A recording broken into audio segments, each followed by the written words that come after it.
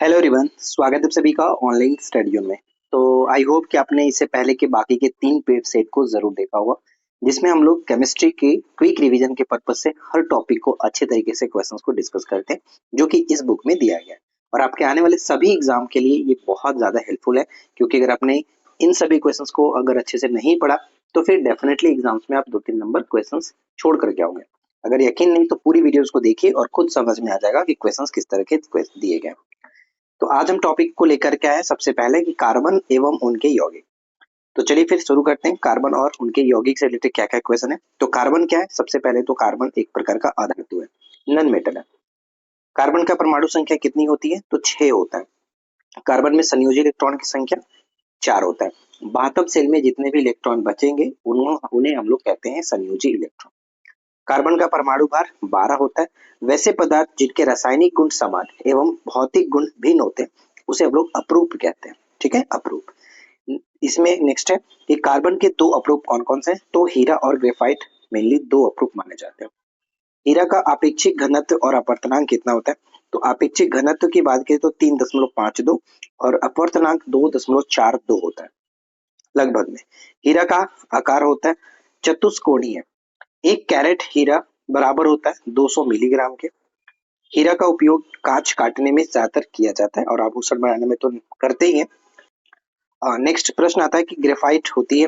तो ध्यान रखिएगा, ग्रेफाइट विद्युत का सुचालक होता है और ये ऊष्मा का भी सुचालक होता है। लेकिन जितनी भी अधातुएं हैं वो क्या करते हैं? विद्युत के कुचालक होती है, लेकिन ये अपवाद में आता है। ठीक है। नेक्स्ट है कि ग्रेफाइट की बात कर रहे हैं तो ग्रेफाइट की जो रचना होती है वो षष्ठ फलकीय होता है, यानी कि हेक्सागोनल टाइप का हम कह सकते हो।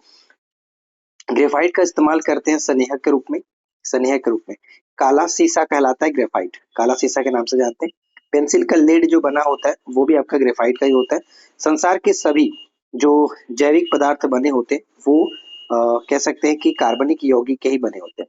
ठीक है, कार्बनिक यौगिक के बने होते हैं। सभी कार्बनिक यौगिक का प्रमुख अवयव कौन सा है? तो कार्बन है। सभी कार्बनिक यौगिक का प्रमुख अवयव कार्बन होता है। अब नेक्स्ट टॉपिक पे आते हैं और अगला टॉपिक फिर से बनता है हमारा कि खनिज एवं अयस्क। ठीक है, खनिज और अयस्क पृथ्वी तल से नीचे पाए जाने वाले प्राकृतिक पदार्थ यानी तत्व या यौगिक कहलाते हैं खनिज। वे खनिज जिनसे धातुओं को आसानी से प्राप्त किया जा सकता है उसे अयस्क कहते हैं। अयस्क में उपस्थित जो अशुद्धियां होती हैं उसे गैंग कहा जाता है। इसके बाद नेक्स्ट आता है कि खनिजों एवं अयस्कों से धातुओं का निष्कर्षण धातु कर्म कहते हैं। ये चारों प्रश्न अच्छे से याद रखिएगा क्योंकि पूछा जाता रहता है। नेक्स्ट है कि एल्युमिनियम का निष्कर्षण बॉक्साइट से किया जाता है, यानी एल्युमिनियम का बॉक्साइट किसका ऐसा है? तो एल्युमिनियम का अयस्क होता है। तांबा का निष्कर्षण कॉपर पैराइट से करते हैं। लोहे के अयस्क जैसे हेमेटाइट होता है, मैग्नेटाइट होता है, सिडराइट होता है, ये तीनों याद रखिएगा। लोहे का निष्कर्षण हेमेटाइट से होता है। जस्ता यानी जिंक प्राप्त होता है कैलेमाइन से। ठीक है, कैलेमाइन से। सिनेबार किसका ऐसा है? तो पारा का। कैल्शियम, पोटेशियम तथा कैडमियम का अयस्क क्रमशः जैसे कि जो डोलोमाइट है वो कैल्शियम का, पोटेशियम का अयस्क की बात करें तो नाइटर हो जाता है और ग्रेनोकाइट है वो कैडमियम का अयस्क होता है। तो ये तीनों याद रखना है। मोनाजाइट थोरियम का अयस्क होता है और पूरे विश्व में सबसे ज्यादा भारत में केरल में थोरियम देखने को मिलता है। इसके बाद नेक्स्ट है कि हॉर्न सिल्वर अयस्क किसका है? तो चांदी का हॉर्न सिल्वर। हॉर्न सिल्वर कहलाता है तो सिल्वर क्लोराइड कहते हैं। चांदी का निष्कर्षण अर्जेंटाइन से होता है। यूरेनियम का निष्कर्षण होता है पिच ब्लेंड से। यूरेनियम की खोज क्लापरोथ, ठीक है, क्लापरोथ ने किया था 1789 में।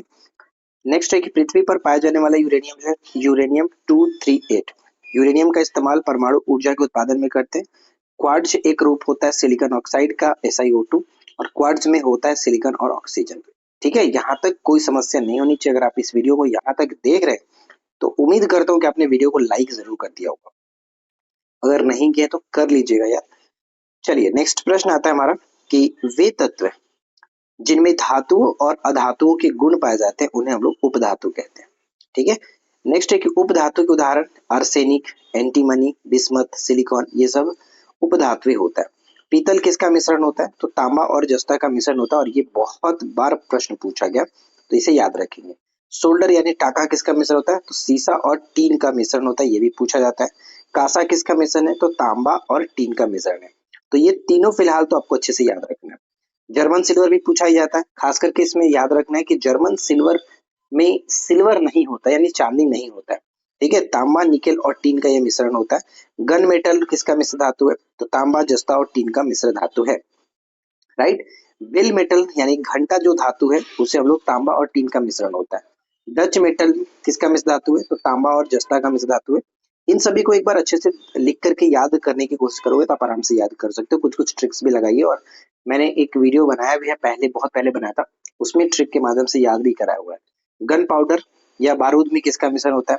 तो सल्फर, चारकोल और पोटेशियम नाइट्रेट का मिश्रण होता है। स्टेनलेस स्टील किसका मिश्र धातु है?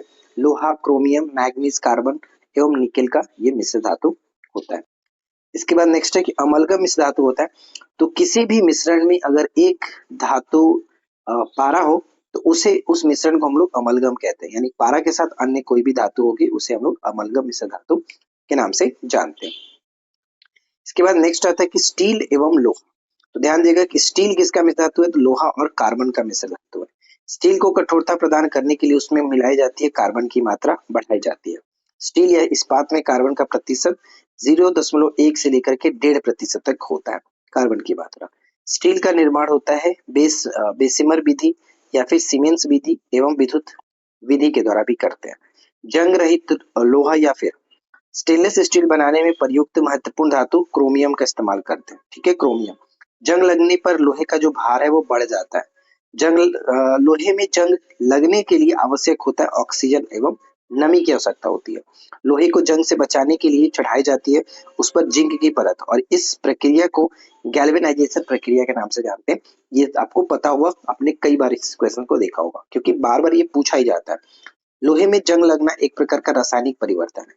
लोहे पर जंग लगने से कौन सा पदार्थ बनता है? तो फेरिक एवं फेरस ऑक्साइड बनता है।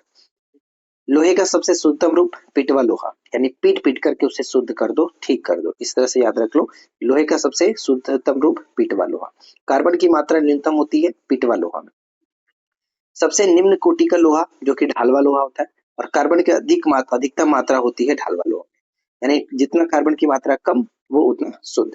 लोहे को इस्पात में बदलने के लिए इसमें मिलाया जाता है निकेल धातु। वनस्पति तेलों के हाइड्रोजनीकरण के लिए किस उत्प्रेरक का इस्तेमाल करते हैं? निकेल का इस्तेमाल करते हैं, और ये एकदम वीवीआई प्रश्न रहने वाला, इसको याद रखिएगा, एकदम वीवीआई। चलिए, और नेक्स्ट स्लाइड पे आते हैं। दो या दो से अधिक पदार्थों का समांगी मिश्रण क्या कहलाता है? विलयन, यानी विलयन एवं विलयता पढ़ रहे हैं। विलयन में जो पदार्थ अपेक्षाकृत अधिक मात्रा में होता है उसे हम लोग विलायक कहते हैं, यानी एक विलय है। अगर जैसे कि अगर आप चीनी और पानी के घोल की बात करें तो चीनी इसमें विलय होगा और पानी जो होगा विलायक होगा, और दोनों को मिश्रण करने के बाद विलयन बनेगा, ठीक है। तो यहाँ पे जिसकी मात्रा अधिक होगी उसे विलायक कहते हैं। ठोस से ठोस का विलयन मिश्र धातु यानी मिट्टी। गैस में गैस का विलयन जो है वो वायु कह सकते हैं। द्रव में ठोस का विलयन समुद्री जल। द्रव में द्रव का विलयन जल में अल्कोहल। गैस में द्रव का विलयन। ये सब आप बस थोड़ा सा ध्यान से समझोगे तो क्लियर रहेगा। गैस में द्रव का विलयन होता है कोहरा हो गया, बादल हो गया। गैस में ठोस का विलयन वो है धुआं या फिर वायु। नेक्स्ट है कि द्रव में गैस का विलयन, जैसे सोडा वाटर को हम लोग मिला सकते हैं, ये हम कहेंगे कि द्रव में गैस का विलयन है। ठोस पदार्थों की विलेयता ताप बढ़ने पर क्या होगा? बढ़ता है। किसी द्रव में गैस की विलेयता ताप बढ़ने से घटती है, और दाब बढ़ाने पे द्रव की जो विलेयता होगी वो भी बढ़ती है। कुल मिलाकर के विलयन और विलेयता से रिलेटेड इतने सारे क्वेश्चंस थे। तो साथ में जो भी हमने टॉपिक्स यहाँ पे देखा, इन सभी टॉपिक्स को जितने सारे क्वेश्चंस पूछे जाते हैं वो सब कुछ हमने यहाँ पे कवर कर लिया। आई होप कि ये वीडियो आपको लोगों के लिए हेल्पफुल रही होगी। वीडियो पसंद आया हो तो प्लीज इस वीडियो को लाइक करो, फ्रेंड के साथ शेयर करो। चैनल पे पहली बार अगर आप आए तो सब्सक्राइब करके नोटिफिकेशन बेल आइकन को ऑल पे सेट कर लीजिए। इस तरह की मजेदार कंटेंट हम डेली बेसिस पर लाते रहते हैं। तो चलिए इस वीडियो में इतना ही, मिलते हैं नेक्स्ट वीडियो में नए टॉपिक के साथ। Thanks for watching, keep learning, have a good day.